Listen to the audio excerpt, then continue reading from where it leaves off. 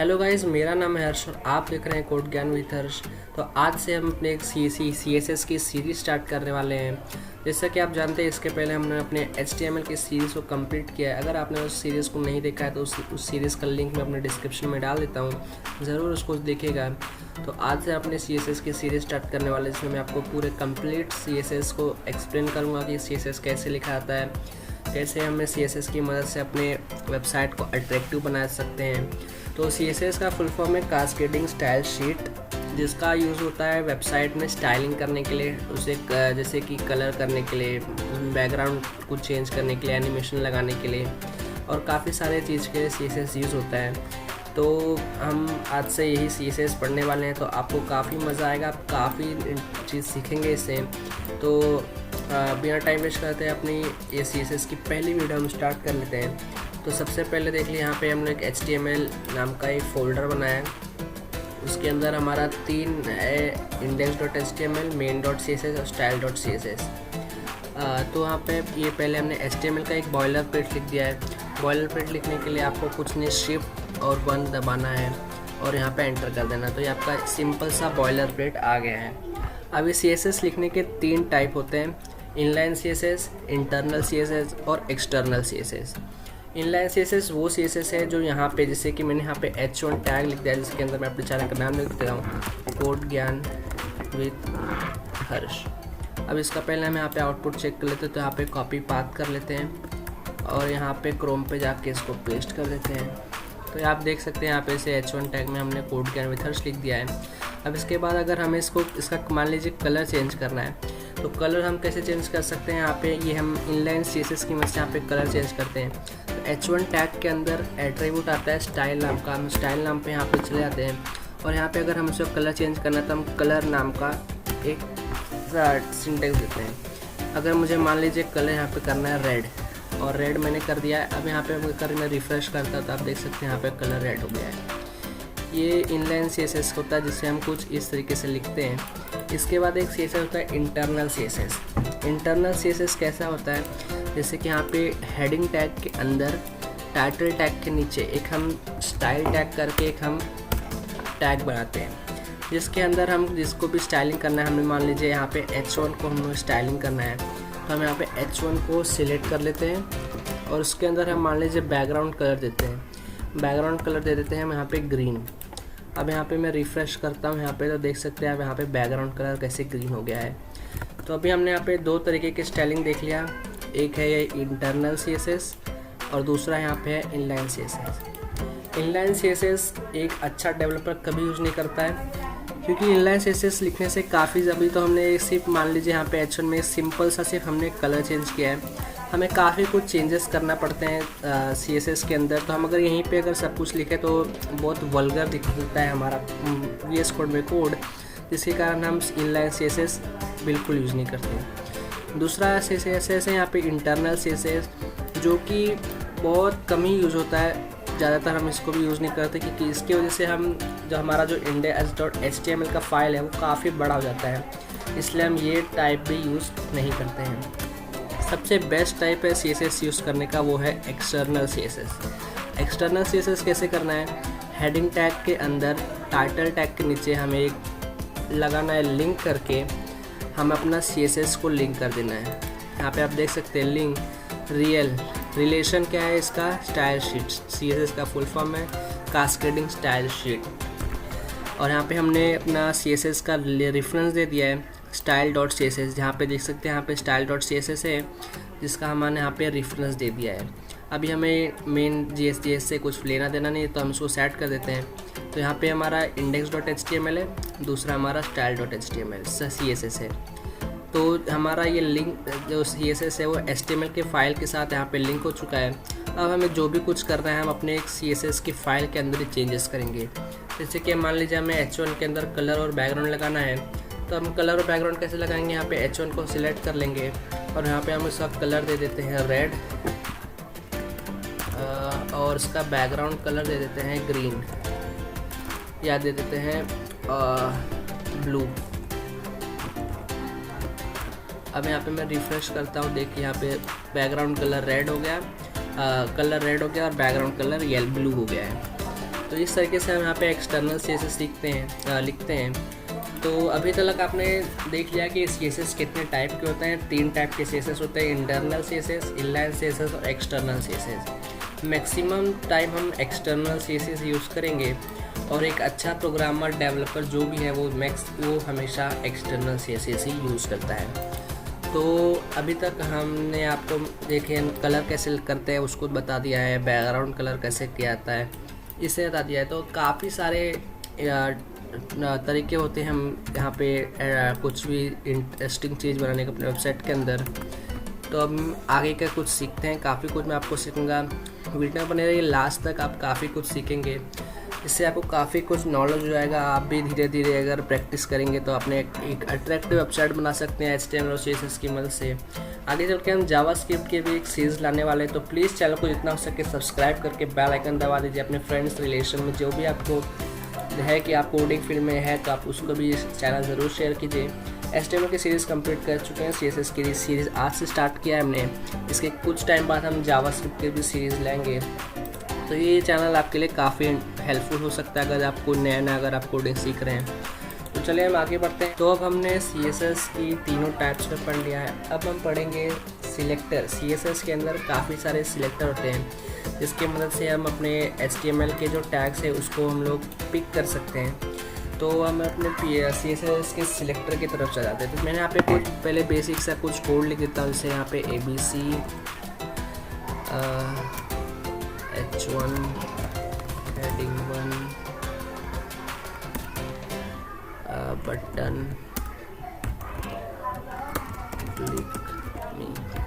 तो आप देख सकते हैं यार मैंने 3 टाइप के कोड टैग लिख दिए हैं, P tag, H1 tag, button tag. अब ये टैग क्या है आपने HTML के सीरीज़ में पढ़ा होगा, अगर आपने नहीं देखा तो प्लीज़ उस वीडियो को ज़रूर देखिए। तो यहाँ पे देखिए हमने 3 तरीके से कर लिया। और यहाँ पे मैं इसको पहले हटा देता हूँ। अगर हम चाहते हैं कि हम ये तीनों को एक साथ सिलेक्ट करके इसमें कुछ चेंजेस करें, कलर चेंज करें, बैकग्राउंड चेंज करें, फॉन्ट साइज चेंज करें या कुछ भी तरीके से हम चेंजेस लाना चाहते हैं, तो हमारा पहला सिलेक्टर होता है यूनिवर्सल सिलेक्टर। यूनिवर्सल सिलेक्टर क्या करता है कि बॉडी के अंदर जितने भी टैग है उस सब टैग को एक साथ सिलेक्ट कर लेता है वो, उसको हम यूनिवर्सल सिलेक्टर बोलते हैं। यूनिवर्सल सिलेक्टर लिखने के लिए हमें सिर्फ ये स्टार का जो साइन होता है उसको हमें यहाँ पे लाना है और इसके अंदर हमें जो भी चेंजेस करना है हम इसे यहाँ पे कलर कर देते हैं ब्लू और यहाँ पे मैं चला जाता हूँ। तो आप देख सकते हैं सबका कलर जो है वो ब्लू हो चुका है। और मैं यहाँ पे और कुछ चेंजेस करना चाहता हूँ, जैसे बैकग्राउंड कलर चेंज करना चाहता हूँ ऑरेंज। ये देखिए ये बॉडी का पूरा जो है उसका बैकग्राउंड कलर ऑरेंज हो चुका है। और मैं यहाँ पे क्या कर सकता हूँ, फॉन्ट साइज़ चेंज कर सकता हूँ। मान लीजिए मैं कर सकता हूँ 20px। तो आप देख सकते हैं सबका सब 20px उसका फॉन्ट का साइज़ हो चुका है। तो यूनिवर्सल सिलेक्टर कुछ इस तरीके से वर्क करता है जिसमें हम सारे बॉडी के पूरे टैग्स को एक साथ सिलेक्ट करके उसके अंदर कुछ भी चेंजेस करना है तो यूनिवर्सल सिलेक्टर हम यूज़ करते हैं। दूसरा हमारा सिलेक्टर है टाइप सिलेक्टर, जो कि बहुत बेसिक सिलेक्टर होता है। जैसे कि हम कोई भी सिंपल P टैग को अगर सिलेक्ट करना चाहते हैं, H1 टैग को, बटन टैग को, तो हम डायरेक्ट उसका जो भी टैग है हम लोग वो लिख देते हैं। जैसे कि हमको अगर P टैग को सिलेक्ट करना है तो हमने P टैग को सिलेक्ट कर लिया और इसको कलर दे दिया रेड। और उसके बाद हमारा दूसरा सिलेक्टर था H1, उसको हम लोग यहाँ पे सिलेक्ट कर लिया, उसका कलर दे दिया हमने ब्लू। और तीसरा बटन टैग था, बटन टैग को सिलेक्ट किया और उसका हमने कलर दे दिया क्या दे दें, ब्राउन। तो ये देखिए हमने तीनों को सिलेक्ट किया और उसको दे दिया। अब यहाँ पे रिफ़्रेश करेंगे तो देख सकते हैं P टैग को रेड हो गया, हेडिंग टैग को H1 को हमने ब्लू दिया था और बटन टैग को हमने क्लिक मी को ब्राउन कलर कर दिया था। तो ये तीनों इस तरीके से हमने CSS की मदद से चेंजेस किया, जो कि सिलेक्टर का नाम है टाइप सिलेक्टर। दूसरा सिलेक्टर है कंबाइन सिलेक्टर। कंबाइन सिलेक्टर मान लीजिए अगर हमें ये तीनों को P टैग को, H1 टैग को और बटन टैग को सेम अगर स्टाइलिंग देने से कि हमें इस तीनों को एक ही कलर देना है, मान लीजिए रेड कलर, तो हमें अगर हम ऐसे या लिखें, मैं इसको भी रेड दूं और इसको भी रेड दूं।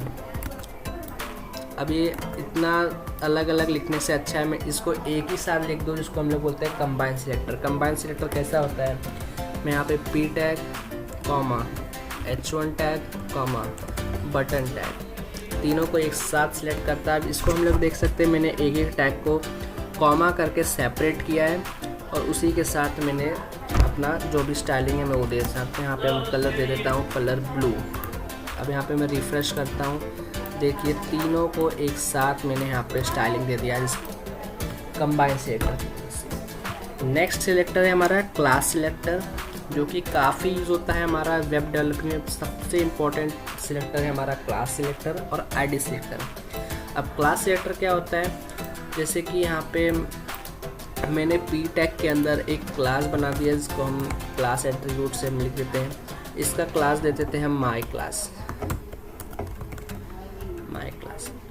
और अब ये जो माई क्लास है, क्लास का मतलब होता है जैसे कि मान लीजिए एक क्लास में बहुत सारे बच्चे जैसे 5 कितने बच्चे, अब उन सब का डिवीज़न क्या होता है, एक क्लास होता है। मतलब बहुत सारे बच्चों का एक डिवीज़न हो सकता है। डिवीज़न ए में मान लीजिए 100 बच्चे हैं, 50 बच्चे हैं, 10 बच्चे हैं, तो उसको हम क्लास सिलेक्टर की तरह एक एग्जांपल में ले सकते हैं। तो अगर इसका क्लास माई क्लास है, कंट्रोल C, मान लीजिए बटन का भी क्लास माई क्लास है। तो अभी अगर हमें माई क्लास को कुछ चेंजेस करना है तो हम माई क्लास को कैसे सिलेक्ट करेंगे, हम पहले यहाँ पे डॉट डालेंगे और माई क्लास यहाँ पे लिख देंगे। इसके अंदर हमको जो भी चेंजेस करना है ऑरेंज हम यहाँ पे चेंजेस कर देंगे। तो माई क्लास को जिसको सिलेक्ट किए थे हमने P टैग में और बटन टैग में माई क्लास हमने लगाया था, तो ये माई क्लास बटन टैग में और ये क्लास P टैग में, इसमें हमने माई क्लास लगाया था। तो उसके मदद से हमने दोनों को एक साथ यहाँ पे स्टाइलिंग दे दी। नेक्स्ट टैग है हमारा जो सिलेक्टर है उसका नाम है आईडी सिलेक्टर। आईडी सिलेक्टर हम एग्जांपल की तरह से ले लेते हैं। तो एक रोल नंबर, जैसे हर एक इंडिविजुअल स्टूडेंट का रोल नंबर अलग होता है, उसी तरह हर इंडिविजुअल टैग्स का आईडी अलग हो सकता है। हम जिस मान लीजिए P टैग को और बटन टैग को सेम क्लास तो दे सकते हैं, लेकिन P टैग को और बटन टैग को हम सेम आईडी नहीं दे सकते, क्योंकि आईडी हमेशा यूनिक होनी चाहिए। मान लीजिए अभी मैं H1 टैग में एक आईडी दे के देखता हूँ, इसका नाम देता हूँ माई आईडी। अभी ये H1 टैग माई आईडी अगर मैंने H1 टैग को दे दिया तो अब सेम आईडी में दूसरे टैग्स को नहीं दे सकता, मैं ना P को दे सकता हूँ ना बटन टैग को दे सकता हूँ। आईडी हमेशा यूनिक होनी चाहिए। क्लास सिमिलर हो सकता है लेकिन आईडी हमेशा यूनिक होनी चाहिए। अब H1 टैग को हम यहाँ पे सिलेक्ट कैसे लिखना है, H1 में हेडिंग टैग आईडी टैग को अगर हमें लिखने का तरीका है, यहाँ पे हमें हैश लिखना है और जो भी हमने आईडी का नाम लिखा था वो लिखना है माई आईडी। क्लास लिखने के लिए हमें स्टार्टिंग में डॉट लिख के क्लास नेम लिखना है और एक मिनट, और आईडी लिखने के लिए हमें हैश लिखना है। उसके बाद जो भी क्लास नेम था वो लिखना है, आईडी नेम था वो लिखना है। इसका मैं बैकग्राउंड कलर कर देता हूँ चेंज, जैसे कि मैं यहाँ पे बैकग्राउंड कलर दे देता हूँ ग्रीन। अब यहाँ पे मैं रिफ़्रेश करता हूँ तो आप देख सकते हैं यहाँ पे हेडिंग टैग का बैकग्राउंड कलर जो है वो ग्रीन हो चुका है। तो अभी तक हमने काफ़ी सिलेक्टर सीख लिए, जैसे combine selector, type selector, class selector, ID selector और यूनिवर्सल सिलेक्टर। अभी भी काफ़ी सारे सिलेक्टर बचते हैं, हम वो भी धीरे धीरे कवर कर रहे हैं, तो वीडियो में लास्ट तक ज़रूर बने रहिए। तो अब हम अपने नेक्स्ट सिलेक्टर की तरफ चले जाते हैं जिसका नाम है कॉम्बिनेटर सिलेक्टर। अब कॉम्बिनेटर सिलेक्टर क्या होता है, मान लीजिए यहाँ पे मैंने एक डिव टैग बना दिया है। अब डिव टैग के अंदर मैं यहाँ पे P टैग में कुछ लिख देता हूँ, इसे मैं लिख देता हूँ लॉरेम 3। अभी लॉरेम क्या है, हमें एक नॉर्मल सेंटेंस बना के देता है। मैं लॉरेम 5 करता हूँ तो 5 वर्ड का एक सेंटेंस बना के देता है। तो P टैग में हम लिखते हैं लॉरेम 7। देख लीजिए मैंने यहाँ पे डिव टैग के अंदर यहाँ पे 3 पैराग्राफ टैग ले दिया है। अब डिव टैग को मैं एक क्लास दे देता हूँ माई डिव। अब यहाँ पे मैं माई डिव को सिलेक्ट कर लेता हूँ और माई डिव सिलेक्ट करने के बाद ये जो ग्रेटर का साइन है उसको देने के बाद अंदर कौन सा पैराग्राफ टैग को मैं यहाँ पे सिलेक्ट कर लेता हूँ। डिव टैग के अंदर पैराग्राफ टैग इसे सिलेक्ट कर देता हूँ और उसका बैकग्राउंड कलर दे देता हूँ ऑरेंज। अब देख सकते हैं माई डिव के अंदर पैराग्राफ टैग, मतलब इस डिव के अंदर का जो पैराग्राफ टैग है उसे मैंने सिलेक्ट किया है। अब यहाँ पे मैं रिफ़्रेश करता हूँ तो देखिए यहाँ पे तीनों का कलर ऑरेंज हो गया है। अब इसमें डिफरेंस क्या है? डिफरेंस ये है, मान लीजिए मैंने यहाँ पे इसको पहले कॉपी कर लेता हूँ। अब मान लीजिए ये डिव के अंदर मेरा एक और डिव है, डिव, उसके अंदर भी एक पैराग्राफ टैग है। ये एक डिव, उसके अंदर एक पैराग्राफ टैग, दूसरा पैराग्राफ टैग और ये तीसरा पैराग्राफ टैग। डिव के अंदर एक और डिव है जिसके अंदर 2 पैराग्राफ टैग है। अब लेकिन मैंने तो इसे सिलेक्ट करके माई डिव के अंदर सारे पैराग्राफ टैग को सिलेक्ट किया है। तो और यहाँ पे रिफ्रेश करूँ तो आप देख सकते हैं माई डिव के अंदर जितने भी पैराग्राफ टैग हैं उसका बैकग्राउंड कलर ऑरेंज हो गया है। ये दोनों डिव के अंदर डिव है जिसके लिए वजह से इसका जो बैकग्राउंड कलर है वो ऑरेंज नहीं हुआ है। तो ये होता है कॉम्बिनेटर सिलेक्टर, जिसे लिखा जाता है कुछ इस तरीके से, माई डिव जो भी आपका यहाँ पे पेरेंट्स डिव है, उसके बाद क्रिएटर का साइन, अंदर आप जिसको भी स्टाइलिंग बनाते हैं उसका टैग लिख सकते हैं। अब नेक्स्ट सिलेक्टर है सूडो एलिमेंट सिलेक्टर। अब इस सूडो एलिमेंट सिलेक्टर क्या होता है मैं उसको बताने से पहले इसको कमेंट आउट कर देता हूँ पूरे को। अब सूडो सिलेक्टर लिखने के लिए मैं यहाँ पे मान लीजिए हम यहाँ पे एक पी टैग के अंदर मल्टीपल सेंटेंस, मतलब मल्टीपल लाइन के एक सेंटेंस बनाता हूँ। मान लीजिए मैंने 50 वर्ड का एक सेंटेंस बना दिया है। यहाँ पे मैं इसको रिफ़्रेश करता हूँ। अब यहाँ देख सकते हैं यहाँ पे मल्टीपल लाइन का यहाँ पे हो गया है। इसको भी मैं यहाँ पे कमेंट कर देता हूँ। अब अगर मुझे सूडो एलिमेंट सिलेक्टर, मान लीजिए मुझे सिर्फ इसके जो फर्स्ट लाइन है ये वाला, सिर्फ मुझे इसमें ही कुछ चेंजेस करना है। मतलब पी टैग के अंदर जितने भी सेंड लाइन है, मतलब यहाँ पे 10 लाइन हो, 12 लाइन हो, 3 लाइन हो, 2 लाइन हो, उसका जो फर्स्ट लाइन है सिर्फ उस पर ही मुझे अपना कुछ CSS लिखना है। उसको लिखने के लिए हम सूडो एलिमेंट सिलेक्टर का यूज़ करते हैं, जिसमें मैं यहाँ पे पी टैग के अंदर 2 टाइम कोलन लगा देता हूँ और उसके बाद मैं यहाँ पे अंदर लिख देता हूँ फर्स्ट लाइन। इसको लिखने के बाद यहाँ पे मैं इसका कलर दे देता हूँ रेड। अब मैं यहाँ पे रिफ़्रेश करूँगा तो आप देख सकते हैं कि पूरे 2 लाइन के सेंटेंस में जो फर्स्ट लाइन है उसका कलर है वो रेड हो चुका है। अगर मुझे चाहिए कि मुझे सिर्फ फर्स्ट लेटर पे कलर उसका चेंज करना है तो वो भी हम कर सकते हैं। यहाँ पे जो फर्स्ट लाइन है उसके जगह हम फर्स्ट लेटर कर सकते हैं। अब यहाँ पे अगर मैं रिफ़्रेश करूँ तो आप देख सकते हैं कि यहाँ पे जो सिर्फ फर्स्ट वर्ड है वो हमारा हो गया है रेड। तो ये था सूडो एलिमेंट सिलेक्टर। अब एक टाइप का सिलेक्टर होता है जिसका नाम है सूडो क्लास सिलेक्टर, जिसके अंदर एक इम्पॉर्टेंट है हवर करके, हवर। अब हवर कैसे होता है, वर्क होता है, मैं आपको वो दिखा देता हूँ। इसको मैं यहाँ पे कर देता हूँ कमेंट आउट, इसको भी कर देता हूँ कमेंट।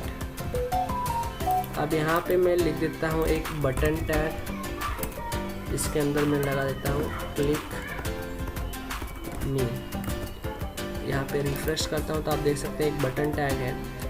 इस बटन टैग को एक पहले सिंपल सा एक कुछ कलर दे देते हैं। कलर में दे देता हूँ रेड, बैकग्राउंड कलर दे देता हूँ ब्लू। ये देख सकते हैं आप ना, इसका जो कलर है वो रेड हो गया, बैकग्राउंड कलर ब्लू हो गया है। अब इसमें हवर मतलब क्या होता है, अगर मैं यहाँ पे अपना कर्सर लेके जाऊँ तो इसका कलर अगर मैं चाहता हूँ चेंज हो जाए। काफ़ी सारे वेबसाइट में आपने देखा है कि अगर आप किसी बटन पे या किसी भी एलिमेंट पे अगर अपना कर्सर लेके जाते हो तो उसका कलर चेंज हो जाता है या उसमें कोई भी तरीके से एनिमेशन आ जाता है, तो वो हमें हवर की मदद से देखने को मिलता है।